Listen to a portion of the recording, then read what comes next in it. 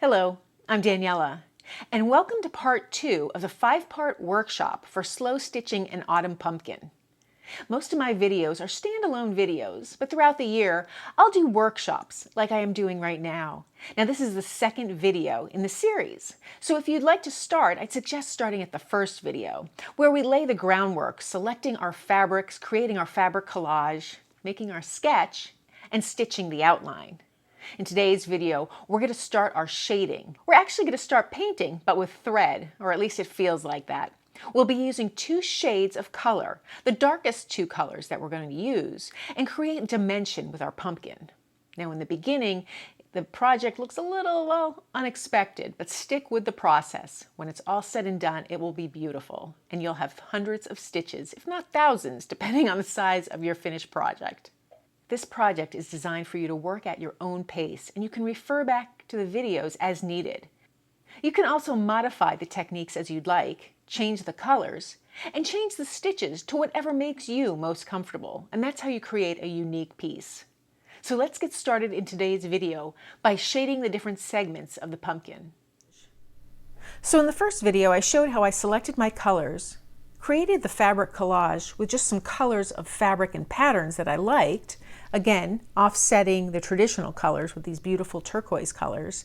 And then I stitched the outline of that pumpkin, just the one that we sketched with an erasable pen, and you could see here some of the pen marks. When I'm done stitching, I'll take an iron and remove all the pen marks that remain.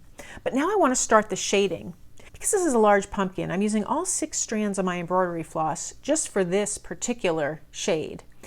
I'm not going to stitch the stem or the base here of the stem. I'm just going to stitch a shadow for each of these segments. Now again, I like to start on my main segment here, the one that I'm looking at, and I start right at the 12 o'clock, maybe just slightly over it.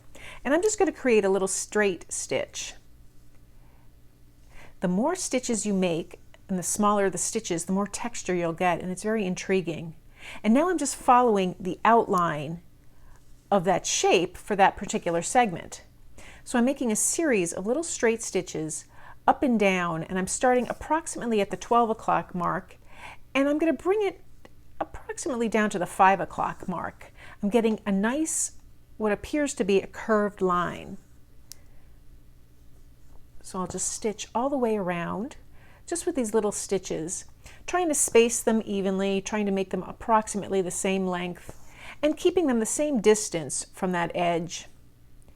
The beauty of this is because I have some of the fabric and the collage as the background, not only is this tacking down that fabric, but because the stitches are spaced apart, you're seeing some of that fabric right through it, and how that color interacts with the print on the fabric. So it's just an intriguing look. It adds texture and it adds something unusual and unexpected. And it will be unique depending on the stitch size you make, the patterns you use, and the fabric that you've selected. So I'm coming here just until I get to approximately the 5 o'clock mark on that segment. I can even go a little higher if I wanted. And this is the darkest color that we'll use. I'll go one more stitch, just a little stitch.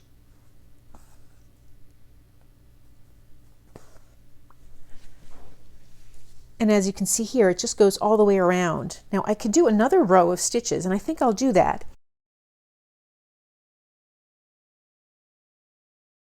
I'm just going to start a little bit below where I ended up my last stitch, and I'm going to create a second row of stitches here. I'm basing this on the size of this segment. If this segment was smaller, I may not use the 2 rows, and if it was larger, I may use more than 2 rows. So this is where you use your discretion to come up with the look that you're going for. Now when we start this process, it's not going to look finished and it's not going to look complete, so just trust the process that when it's all said and done, you'll have a beautiful result.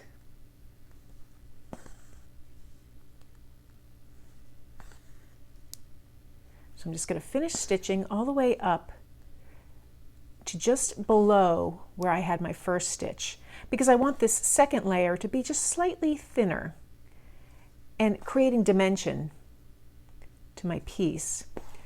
So I'm going to make this tiniest little stitch up here, and that's based on the fact that my other stitch ends over here. So this is the first segment. I'll do all the segments in the same way, where I'm just creating the outline. So on this segment, I think I'll only do one row, or maybe even 1 row and a half of a row. And the same thing here, all the way around. When I come to this side, I'll do the same thing, whereas on the left side of each of these segments, I'm going to create that line of that darker color. I'm going to leave my needle and thread attached here. I'll just put it onto my piece because I want to work on the next color as well. So I'm going through my colors, and the next color in the scheme, if I was doing them from darkest to lightest or brightest and whatnot, would be this color. Because I want this to be the next layer, I don't want to use all 6 strands. So I'm going to take my embroidery floss here and just pull a length. I just like to use the distance approximately between my elbow and my wrist. I take it, hold it by the throat to separate the strands, tap the top until the strands kind of separate on their own. And then I grab one piece, one strand, and I'll just pull it straight up, and I'll set that aside. I think I want to use 4 strands, so I'll take another strand. This is 2 strands, so I have to try that again. Looking to just pull 1 strand out at a time. Again, so now I have 2 strands, and I'm left with 4 strands. Now I could pull them all out and then bring them back together, but this came out really nicely. So I'm just going to pull it taut just to make sure it's nice and smooth, and then I'll thread this onto a needle. So I've made a knot at the end of my thread, and once again I'm just going to take it and run it through some beeswax. So then I'm going to start right here underneath that first stitch, this original stitch that I made. This is a different color, but it's a very slightly different color, but it's also a slightly different width. So I'm going to stitch through, trying not to get the back of my threads tangled up. And I'm just going to stitch another row, starting another row, again, approximately the same size as the stitches in the first row, and I'm just going to go down parallel to those first rows that I used. I want to keep that rounded shape. The small stitches and the little space in between, again, so that fabric underneath will really show through.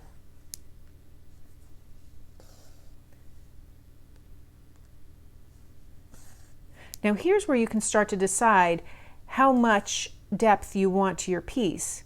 You can outline the entire shape, the entire segment, with this second color. It's also another dark color. Or you could skip it and just go to the next color to do your outline. So I think I'm going to just jump over here and finish the outline that we left blank with our first color. And I'm just going to use this thinner thread to stitch all the way up to the top. And so now I have the outline done with our 2 darkest colors. I still have 2 lighter colors here that I'm going to use for the remainder. So I'm really happy with the way that looks. If I wanted to do another row with this lighter color, I could. I just want the heaviest weight to really be on the left-hand side of this segment and all of the segments. So what I'll do now, between now and the next video, is I'll stitch those 2 layers of color, the darkest 6 strands, and then the next lightest 4 strands. I'll stitch all the way around on all the segments. We'll come back and start the next stage of our process. So that's how I shade that one segment of the pumpkin, and I'll continue doing this throughout all the different segments. Depending on how you made your pumpkin, whether you made it tall with just a few segments or short and squat with lots, you'll have a little more work to do depending on what method you selected. So hopefully you enjoyed this video so far. Stick with the process. It's not done yet. We're only a little bit less than halfway through. And I'll see you next time for the next video. Thanks for joining me today. If you found this video helpful, please give it a thumbs up and be sure to subscribe. Be sure to click on that bell so you get notified of future videos. Take care.